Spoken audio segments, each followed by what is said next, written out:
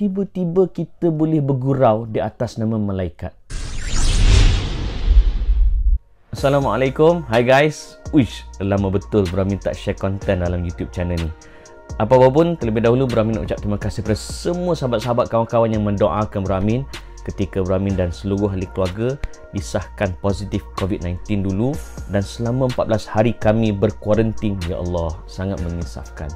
Paling utama, Brahmin mula bersyukur, ya Allah, dahsyatnya nikmat kesihatan. Dan bila kena potong gelang tu, rasa macam ibarat diberi nyawa kedua. Uish, ya Allah. Sebab tu Brahmin sebagai bekas pesakit COVID-19 ni nak mengajak anda semua, selain daripada kita berikhtiar, kita makan habatus sauda, kita makan madu, vitamin C, of course mengikut pemahaman hadis Nabi yang betul, ambillah vaksin. Bukan sebab kita beriman pada vaksin, tapi inilah maksud tawakal kita. Ingatlah pesanan Nabi SAW dalam satu hadis yang diriwayatkan oleh Ibn Hibban dalam sahihnya. Nabi menegur seorang sahabat yang biarkan unta dia tak diikat dan dia kata dia bertawakal. Nabi pesan kat dia, "Iqilha fatawakkal 'ala Allah." Ikat dulu unta tu, barulah bertawakal. Bukannya doa sahaja berharap pada Tuhan, tak ada usaha, itu bukan namanya tawakal. So, apa yang Brahmin nak share hari ni, sebenarnya Brahmin ada dapat satu video di mana melibatkan seorang selebriti otai. Dan video ni dah lama dah, tak silap 8 bulan yang lalu. Dia ditanya dengan soalan, apa dia nak jawab sekiranya ditanya oleh malaikat Munkar Nakir. Ini jawapan dia. Ini lebih kreatif lah. Aku akan sound Munkar Nakir. So, sebat mak bapak kau dulu. Sebab mak bapak kau lagi banyak dosa daripada aku. Allah. Brahmin dah DM dia untuk tegur dia direct, tapi nampak gaya dia tak reply. Mungkin dia sibuk ke, wallahualam.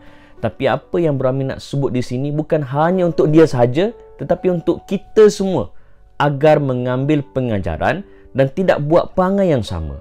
Guys, ketika Nabi SAW bertemu dengan malaikat, Nabi disoal, dan hadis ni ada di dalam kitab hadis 40 ataupun Matan Arba'in. Dan Nabi SAW ditanya oleh malaikat. Antaranya Nabi ditanya, akhbirni anil Islam. Nabi ditanya, khabarkan kepada aku apakah itu Islam. Nabi pun jawablah, antashhadu an la ilaha illallah wa anna Muhammadar Rasulullah wa tuqimas salah wa tu'tiyaz zakah wa tasuma Ramadan wa tahujjal bait ilal ayah. Nabi jawab, Islam itu mengucap 2 kalimah syahadah, mendirikan sembahyang, menunaikan zakat, berpuasa dalam bulan Ramadan, dan menunaikan haji bagi mereka yang mampu. Kemudian, lepas Nabi tanya tentang Islam, Nabi ditanya pula oleh malaikat. Selepas malaikat kata sadaqta, betul jawapan Nabi, malaikat tanya lagi kepada Nabi, fa akhbirni anil iman. Khabarkan kepada aku apakah itu iman. Guys, iman ni ialah tasdiq bil qalbi, dia membenarkan dengan hati, wa taqrir bil lisan, dia bercakap dengan mulut, wa a'malul bil jawarih ataupun bil arkan, dan dia melakukan melalui anggota badan dia. Itu adalah iman. Dia bukan hati saja aku beriman tapi mulut puaka, kan? Ataupun mulut dia, oh aku beriman, tapi hati dia tak yakin pada Allah, pun tidak beriman. Hati, mulut dan tindakan kita mesti seiringan, kerana hati adalah raja. Jadi apa jawapan Nabi bila ditanya tentang iman? Jawapan Nabi SAW, antu'minu billah wa malaikatihi wa kutubihi wa rusulihi wal yaumil akhir wa tu'mina bil qadri syarrihi wa khairihi. Maksudnya, Nabi kata iman itu ialah pertama beriman dengan Allah, kedua beriman dengan malaikat, ketiga beriman dengan para rasul, keempat beriman dengan kitab Allah, kelima beriman dengan hari akhirat, dan yang keenam beriman dengan qada dan qadar. Di dalam keenam-enam ini, antaranya Nabi sebut beriman dengan para malaikat. Maksudnya, ciri-ciri seorang yang beriman adalah beriman dengan malaikat. Tiba-tiba kita boleh bergurau di atas nama malaikat. Allahu Akbar. Janganlah sampai kita ni menjadi sebahagian daripada normalisasi bercakap yang bukan-bukan, sampaikan kita sanggup mempersendakan agama.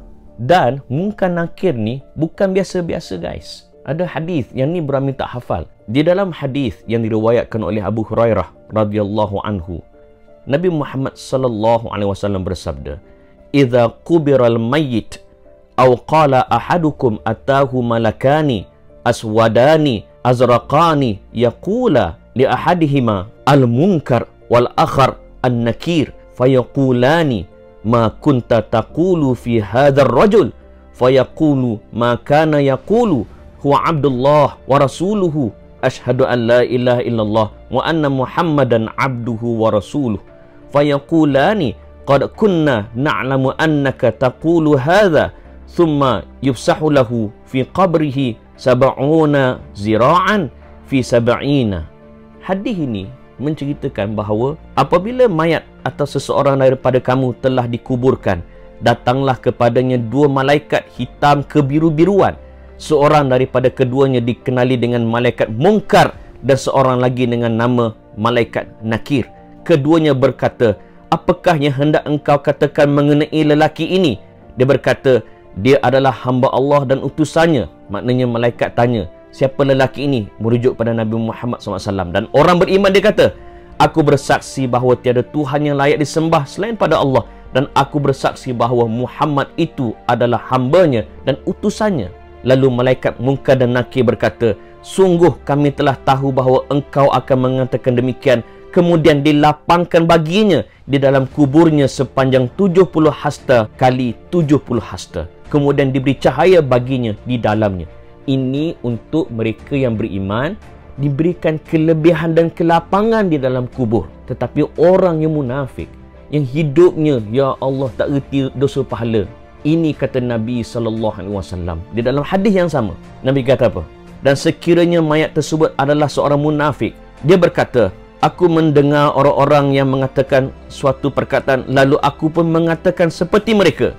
Tetapi aku tidak tahu. Maknanya dia dengar orang sebut tentang la ilaha illallah Muhammad Rasulullah. Dia cakap juga, tetapi dia tidak mengerti apa maksudnya. Lalu Munkar dan Nakir terus berkata, sesungguhnya kami telah mengetahui bahawa engkau akan berkata sedemikian. Lalu dikatakan kepada bumi, himpitlah orang munafik itu. Lalu bumi pun menghimpitnya, maka dia terus diseksa di dalamnya, sehinggalah Allah Azza wa Jal membangkitnya dari pembaringan itu. Hadis riwayat Tirmizi, hadis sahih. Jangan main-main soal perkara gaib, jangan main-main soal Munkar dan Nakir.